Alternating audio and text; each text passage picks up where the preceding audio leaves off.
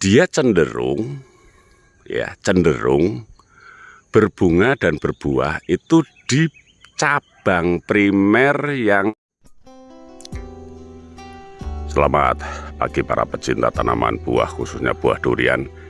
Ada pertanyaan di salah satu video saya ya, yang bertanya, Pak, kenapa sih cabang pohon durian harus dibentuk, dipruning dan ditarik? Oke, akan saya jawab semampu saya. Jadi begini, ini batang pokok, ini cabang primer, ini cabang sekunder dari cabang primer ya. Durian kalau sudah masanya produksi seperti ini, itu rata-rata berbunga dan berbuah di cabang primer yang cabangnya ini tidak membentuk huruf V ya, seperti ini. Ini batang utama nih, ini cabang primer. Dia cenderung berbunga dan berbuah itu di cabang primer yang sudut kemiringannya dari batang utama ini lebih dari 90 derajat. Nah, ini lihat ya, ini berbunga lebat sekali nih. Berbunga lebat, belum berbuah. Belum jadi buah, maksudnya mudah-mudahan jadi buah. Ini sepanjang cabang primer ini itu bunganya banyak sekali itu. Cabang sekundernya tidak ada yang berbunga. Jadi kalau pertanyaannya kenapa harus dipruning, tujuannya ya ini, supaya bunga-bunga ini tumbuhnya itu di cabang primer, bukan di cabang sekunder. Kalau di cabang sekunder ini nanti buahnya biasanya bunganya rontok, buahnya rontok, atau tetap jadi buah, akan tetapi nanti tidak terlalu manis ya hasilnya. Tapi jika berbunganya atau berbuahnya di cabang primer ini itu cenderung manis dan buahnya juga maksimal ya. Itu ya, bisa ya dimengerti ya, yaitu jawaban saya yang pertama. Nah, ini bekas-bekasnya pruning ada semua ini, kayak gini nih. Ini saya pruning ya, untuk menghindari agar bunga-bunga ini muncul bukan di ranting kecil seperti ini ya, tapi di cabang primer. Kemudian dilihat secara objektif, rata-rata bunga muncul itu di cabang primer yang seperti ini. Percabangannya itu membentuk sudut lebih dari 90 derajat. Sementara yang di atas itu, nah ini yang masih membentuk huruf V tidak berbunga. Nah, seperti ini ya. Inilah contohnya saja ya, karena kita supaya lebih fokus ya. Sementara seperti ini itu tidak berbunga ini.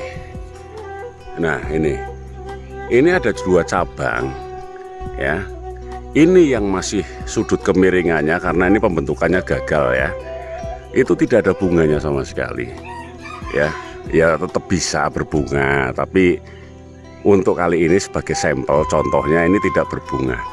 Tapi yang seperti ini yang membentuk lebih dari 90 derajat itu berbunga ini.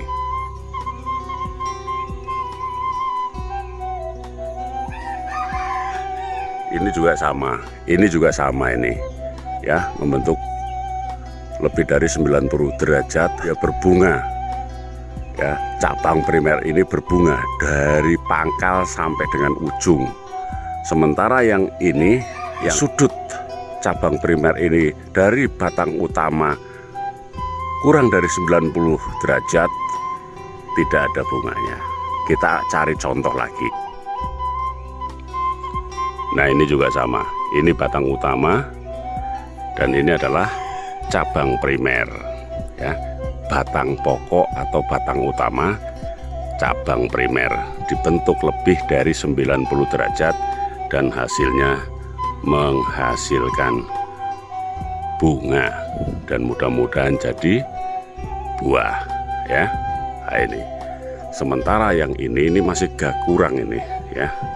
Ini masih naik ke atas. Itu tidak memunculkan bunga. Itu tidak memunculkan bunga. Ini yang pembentukan gagal, ya. Tapi yang nih, yang turun ke bawah muncul bunganya, ya, muncul bunganya. Jadi itu salah satu bukti atau salah satu sampel, ya. Makanya disarankan untuk membentuk sudut kemiringan cabang primer ini lebih dari 90 derajat dengan cara ditarik atau diberi pemberat, kan begitu, ya. Ini, nah, ini kita lihat, ya, di salah satu pohon saya lagi, ini beda lagi. Kalau tadi pohon musangking, kalau ini pohon buah durian montong. Batang utama, cabang primer turun ke bawah. Lihat, Anda lihat, ya, bunganya muncul banyak sekali. Dari pangkal sampai ujung berbunga semua. Beda dengan yang ini. Nih, sudut kemiringan dari batang utama cabang primer ini kurang dari 90 derajat, tidak muncul bunga sama sekali. Kemudian yang ini sudah dibentuk, muncul bunga. Ini kemiringan lebih dari 90 derajat, muncul bunga. Jadi seperti itu, ya. Ada sangkalan yang mengatakan, ya belum tentu juga, Pak. Apa yang Bapak bilang benar 100%. Secara teoritis begitu, tapi prakteknya di pohon durian saya tegak pun ada muncul bunganya. Sifat alami pohon durian ya seperti itu, ya. Lebih cenderung berbunga di cabang primer yang sudut kemiringan dari batang utama ini lebih dari 90 derajat. Dan tidak saya sangkal, di batang yang kurang dari 90 derajat pun masih memiliki potensi untuk berbunga. Wong saya juga pernah melihat. Nah, saya kan hanya menyampaikan objektivitasnya saja, ya. Kenyataan yang ada di depan mata saya. Beberapa pohon yang sekarang berbunga, berproduksi di kebun kami, rata-rata bunganya muncul di cabang primer yang sudutnya, sudut kemiringan dari batang utama itu lebih dari 90 derajat. Oke. Ya, ada beberapa pohon ini yang kebetulan berbunga di kebun saya ini. Ini rata-rata seperti itu. Saya amati seperti itu. Makanya laksanakan pruning, ya. Laksanakan pruning supaya bunga tidak muncul di ranting-ranting kecil atau di cabang sekunder. Kemudian bentuk cabang ini ditarik ke bawah supaya membentuk sudut lebih dari 90 derajat. Tujuannya yaitu supaya mempercepat pembungaan. Ya, terima kasih. Tetap semangat berkebun. Semoga apa yang kita lakukan bermanfaat. Selamat pagi.